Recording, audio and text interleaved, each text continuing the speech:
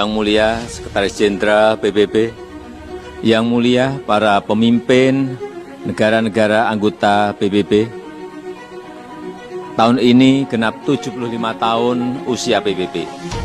75 tahun yang lalu PBB dibentuk agar perang besar, Perang Dunia Kedua tidak terulang kembali. 75 tahun yang lalu PBB dibentuk agar dunia bisa lebih damai, stabil dan sejahtera. Karena perang tidak akan menguntungkan siapapun. Tidak ada artinya sebuah kemenangan dirayakan di tengah kehancuran. Tidak ada artinya menjadi kekuatan ekonomi terbesar di tengah dunia yang tenggelam. Konflik masih terjadi di berbagai belahan dunia. Kemiskinan dan bahkan kelaparan masih terus dirasakan. Prinsip-prinsip piagam PBB dan hukum internasional kerap tidak diindahkan, termasuk penghormatan terhadap kedaulatan dan integritas wilayah.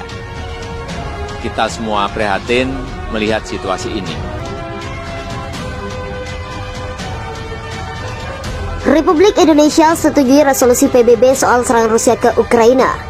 Indonesia memutuskan menyetujui resolusi Perserikatan Bangsa-Bangsa untuk menekan Rusia menghentikan serangannya ke Ukraina.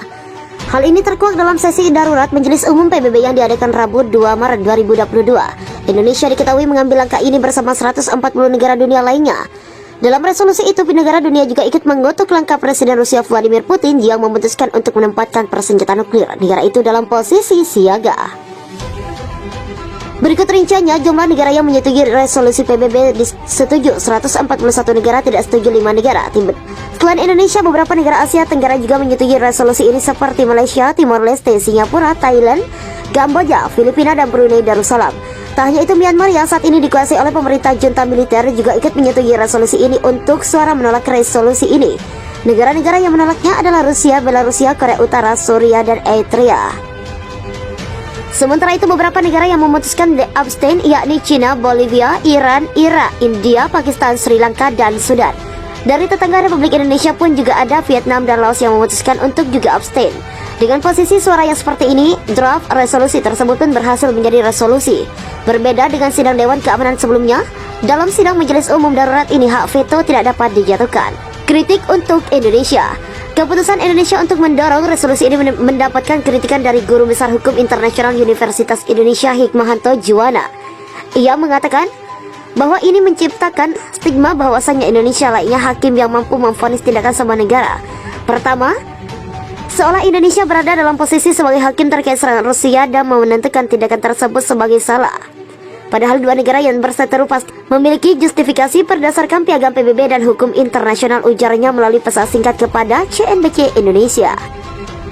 Satu hal yang pasti, Rusia tidak akan menyatakan dirinya melakukan perang agresi atau serangan terhadap integritas wilayah negara lain. Selain itu, Guru Besar Rektor Universitas Ahmad Yani ini mengatakan Indonesia juga terlihat sebagai negara yang hanya mengikuti keputusan Amerika Serikat dan sekutunya. Sebagai negara yang menjalankan kebijakan politik luar negeri yang bebas aktif, seharusnya Indonesia menjaga jarak yang sama dengan perseteruan antara Ukraina dan Rusia. Indonesia tidak perlu melibatkan diri dalam pertikaian dua negara layaknya Amerika Serikat DKK yang cenderung berpihak pada Ukraina, tambahnya. Pemerintah Indonesia mengeluarkan pernyataan resmi mengenai situasi terkini di Ukraina pasca serangan Rusia. Juru bicara Kementerian Luar Negeri Tengku Faizasyah mengungkapkan ada 4 sikap pemerintah terhadap eskalasi konflik di wilayah tersebut. Pertama, prihatin atas eskalasi konflik bersenjata di wilayah Ukraina yang sangat membahayakan keselamatan rakyat dan berdampak bagi perdamaian di kawasan, kata Faizasyah dalam proses briefing yang diadakan secara daring Kamis 24 Februari 2022. Kedua, pemerintah Indonesia mengingatkan agar kedua negara menaati hukum internasional dan piagam PBB terkait integritas terhadap wilayah teritorial di suatu negara. Mengecam segala tindakan yang nyata-nyata merupakan pelanggaran wilayah teritorial dan kedaulatan suatu negara, kata Faizasyah. Ketiga, pemerintah Indonesia menegaskan agar semua pihak tetap mengedepankan perundingan dan diplomasi untuk menghentikan konflik dan mengutamakan penyelesaian secara damai. Keempat, KBRI Kiev telah mengambil langkah-langkah yang diperlukan untuk menyelamatkan WNI di Ukraina sesuai dengan rencana kontingensi yang disiapkan. Seperti diketahui, Presiden Rusia Vladimir Putin pada Rabu 23 Februari 2022 mendeklarasikan perang dengan Ukraina. Menurut laporan dari New York Post, Putin mengklaim Rusia sedang melakukan operasi militer khusus untuk mendemilitarisasi Ukraina. Tak lama setelah pidato Putin di televisi yang ditayangkan sebelumnya pukul 6 pagi waktu setempat, suara ledakan terdengar di Kramatorsk, Ukraina, diikuti laporan suara ledakan atau tembakan artileri di Kharkiv, Odessa, Mariupol, dan ibu kota Kiev, semuanya kota besar di Ukraina. Direktur Perlindungan WNI Kemenlu mengungkapkan saat ini terdapat 138 WNI yang berada di Ukraina. Sebagian besar WNI tersebut bertempat tinggal di Kiev dan Odessa, serta sisanya tersebar di beberapa kota lain. Kemenlu dan KBRI Kiev telah berhasil menjalin komunikasi dengan 138 WNI tersebut dan memastikan kondisi mereka tetap aman. Dalam komunikasi lewat WhatsApp grup, warga negara kita di sana masih dalam kondisi aman, tetap tenang, dan sesuai dengan rencana kontingensi kita telah meminta WNI untuk dapat berkumpul ke KBRI di Kiev, kata Judah.